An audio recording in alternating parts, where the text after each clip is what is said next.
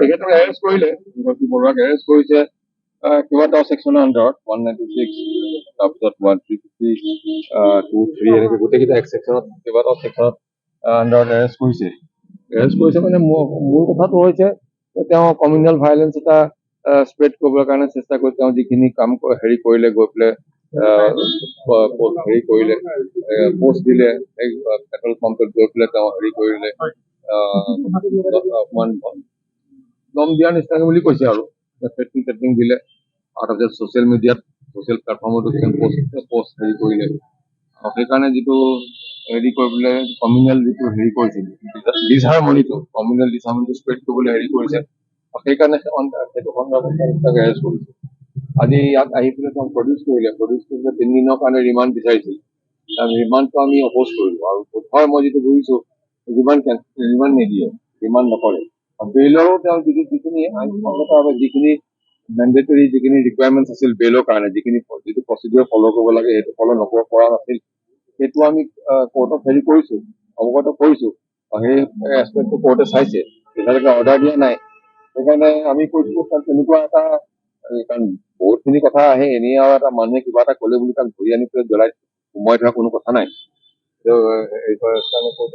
ব্যৱস্থা কৰি চাই পেলাই কি ধৰণে এতিয়া অৰ্ডাৰ দিয়ে বেইলৰ মেটাৰ এটা ৰিমাণ্ডটো নিদিয়ে ক'লে ৰিমাণ্ড আমি পুলিচক নিদিওঁ পুলিচ পক্ষকো শুনি পেলাই মই ভাবোঁ যে হয় তেওঁ কিবা এটা হয়তো আমি যিটো এফআইআৰত পাইছোঁ এফআইআৰ মতে কিবা এটা তেওঁ কাৰোবাক ক'লে আৰু ছ'চিয়েল মিডিয়াত কিবা এটা পষ্ট কৰিলে ছ'চিয়েল মিডিয়াৰ পষ্টটো হেৰি কৰিছে তেওঁ হেৰি কৰি পুলিচে আপলোড কৰি পুলিচে প্ৰিণ্ট আউট আনি পেলাই কোৰ্টক দিছেহি আমি তাৰ এগেইনষ্টে যিখিনি ক'ব লাগে বক্তব্য আমি দাঙি ধৰিছোঁ চাওঁচোন বেলটো কি কৰে বৰ্তমান গোচৰ নম্বৰটো আছিলে হেৰি 90 আৰু আগৰ গোচৰ এটা উল্লেখ কৰিছে হেৰি সেই গোচৰটোৰ কথা খালি উল্লেখহে কৰিছে তাত আৰু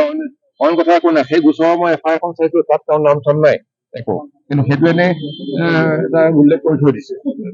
কিন্তু এইটোৰ লগত কোনো সম্পৰ্ক নাই এইটো বেলেগ কেছ নম্বৰ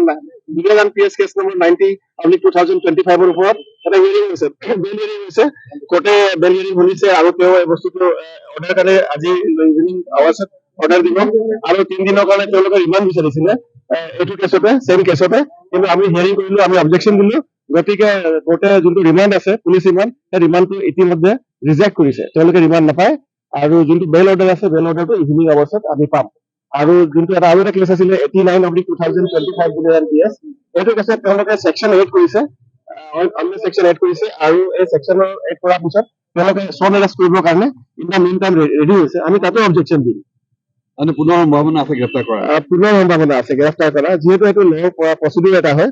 আৰু সেই প্ৰচিডিউৰ মতে পুলিচৰ সেইটো পাৱাৰ এটা আছে তেওঁলোকে কৰিব পাৰে